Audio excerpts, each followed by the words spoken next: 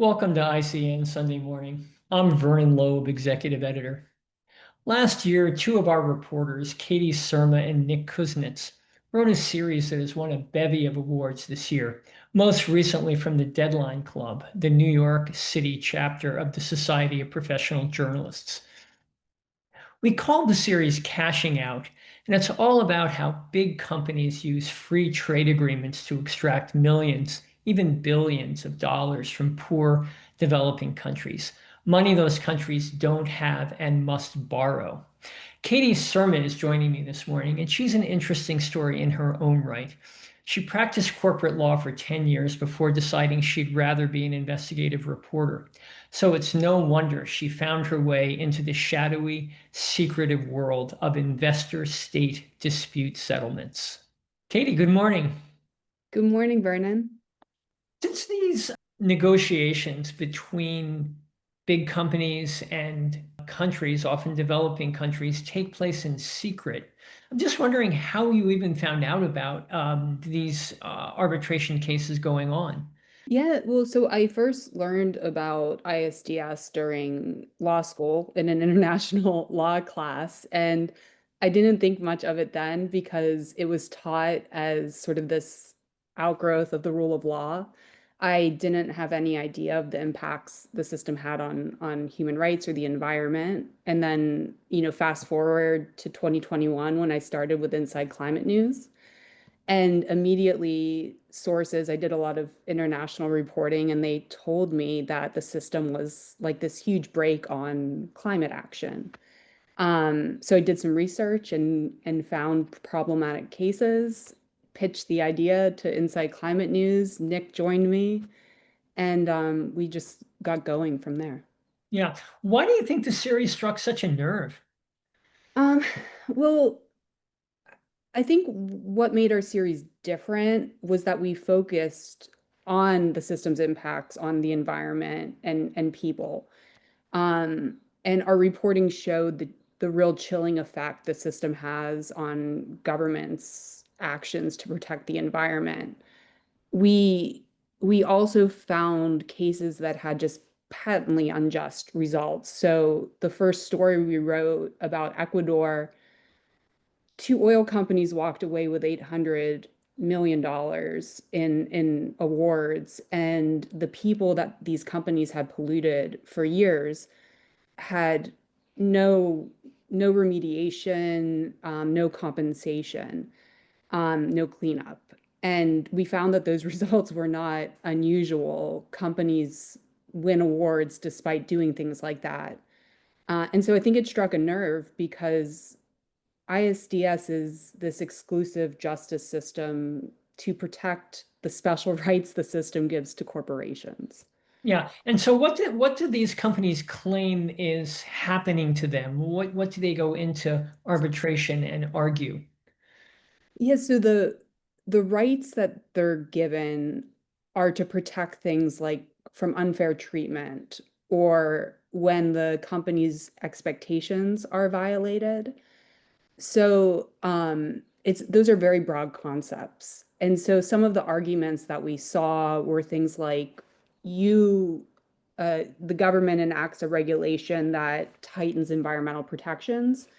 The company will say that increases our operating costs, that violated our expectations. You have to pay us X amount. And it's not just real damages. The system lets companies claim these sort of speculative future earnings. And that's why these awards will run into hundreds of millions and even billions of dollars. Yeah. And so what does all this have to do with climate change? Well, there are a couple dimensions to that. First, governments are already getting sued for enacting policies to limit fossil fuels or promote renewable energies, promote renewable energy. Nick and I found a handful of these cases, including cases against the United States. Um, One study we wrote about found that I think it was if governments around the world complied with their obligations under the Paris Agreement, it would cost them 340 billion with a B in payments to oil and gas companies. Um, another part of this is that the awards that go to corporations, as I said, they can run into the billions of dollars, and that means that governments have less money to pay for things, public spending like climate adaptation or investing in renewable energy. And then the last thing is this issue called regulatory chill. And that happens when governments don't even enact regulations to address climate change because they're so afraid of getting sued in this system.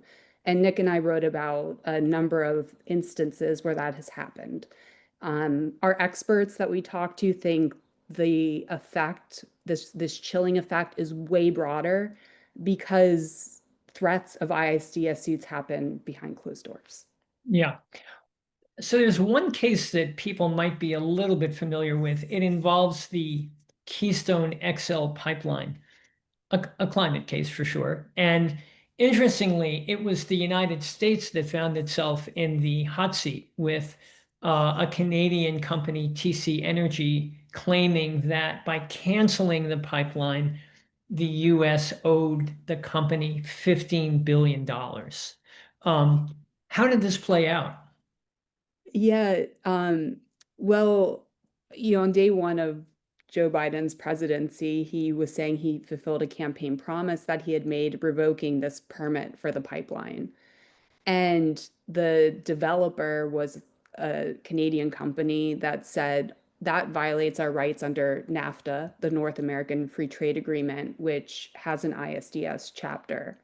And at the heart of this case was this issue of whether fossil fuel companies can or should be able to force governments to pay for policies phasing out fossil fuels.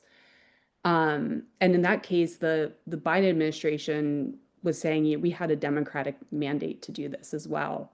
But the case was dismissed on a technicality, which I think is also interesting, because it was President Trump during his first term in office who replaced NAFTA with the USMCA. And he largely got rid of ISDS, saying it impinged on American sovereignty.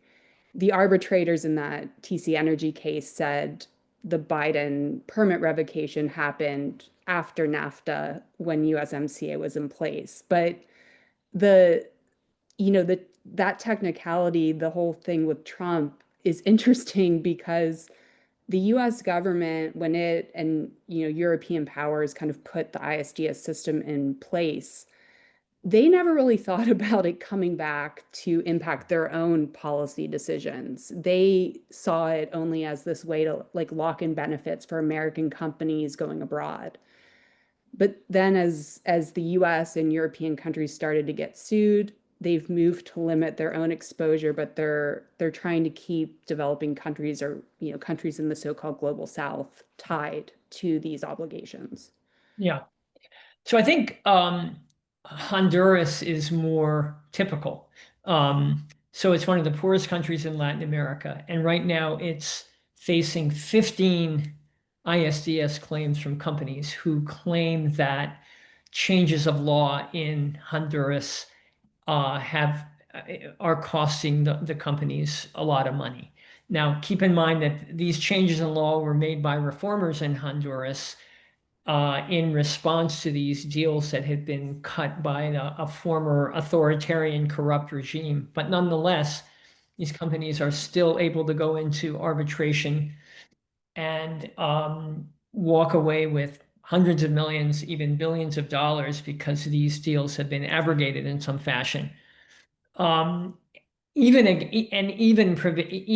against a country like Honduras, which essentially I think the claims total they add up to more than 4 times Honduras's budget. Clearly, Honduras has no money to pay these claims, and yet it might have to anyway. How has this system managed to survive all these years? So there's a lot of reasons. One big one that I'd point to is that the system operates with very little public oversight. So most of the proceedings take place behind closed doors. Some cases aren't even made public. And this is all despite the fact that these cases have huge public impacts.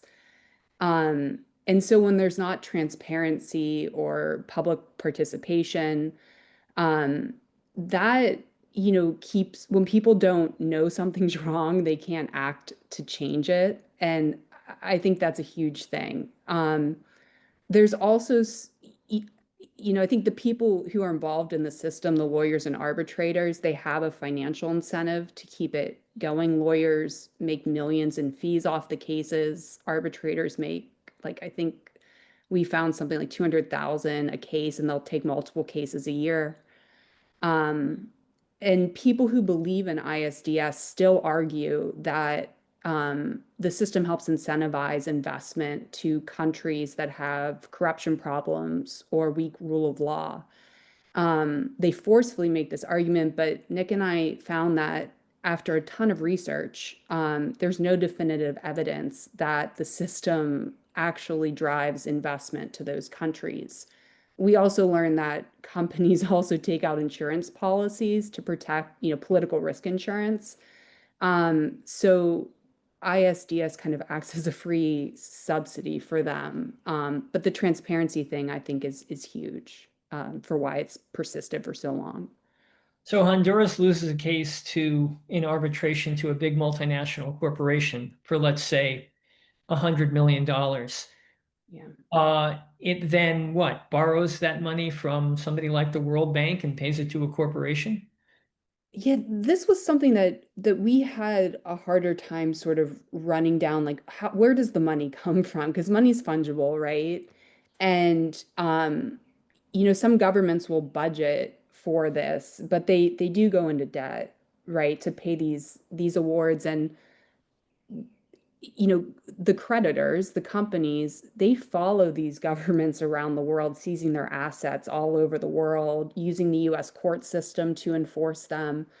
Um, so it's really hard, for governments like Honduras to have awards overturned or to get some sort of relief. It compounds their debt problems.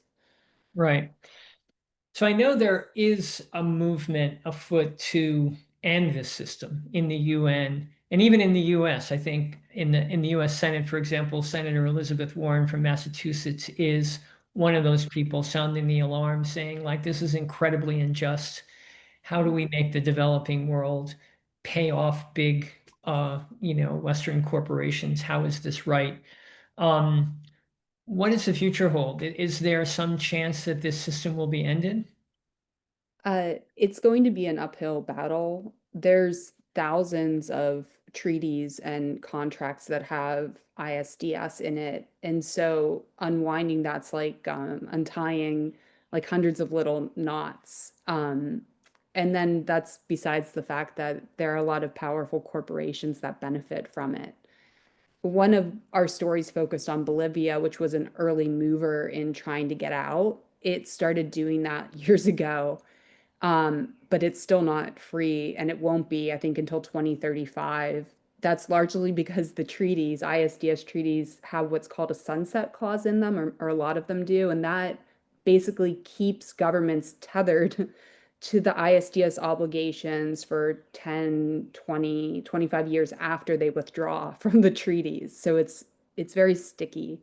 Um, so no doubt it will be an uphill battle unless governments collectively get together and agree to abolish the treaties and the sunset clauses. Since we're talking about trade and overseas commerce, one final question. Um, will Trump's tariffs have anything to do with this system? Will they make companies stay at home as opposed to doing business abroad, or will the tariffs somehow end up producing more of these payouts for big companies? Yeah, I think that's an interesting question. With anything with Trump, I think it's hard to predict because his policies are erratic, and shifting supply chains is a long-term thing, but there's maybe two things to be said. The first is that, I mean, companies have been nearshoring their operations for a while now. That's like COVID related and climate change related because those things have disrupted supply chains. And if that happens, that would make ISDS more obsolete. But I don't see that happening. I mean, companies like cheap labor and, lower environmental standards and comparative advantage, those things. Um, but the second thing is that a lot of ISDS claims are brought based when governments raise taxes, and a tariff is effectively a tax. It makes companies' operations more expensive. And I came across at least one law firm alert, like things they put out to their clients, advising clients that could be subject to Trump's tariffs to structure their businesses through holding companies in countries that have ISDS treaties with the US. Lawyers did this, they tell their fossil fuel companies to do this to avail themselves of ISDS. And so conceivably, Trump's tariffs could bring ISDS claims against the United States, which would be expensive for American taxpayers. Fascinating. This is why it's good to have a lawyer on the staff. Katie, thank you so much. Thank you. And thanks to all of you for reading and for supporting our work at Inside Climate News.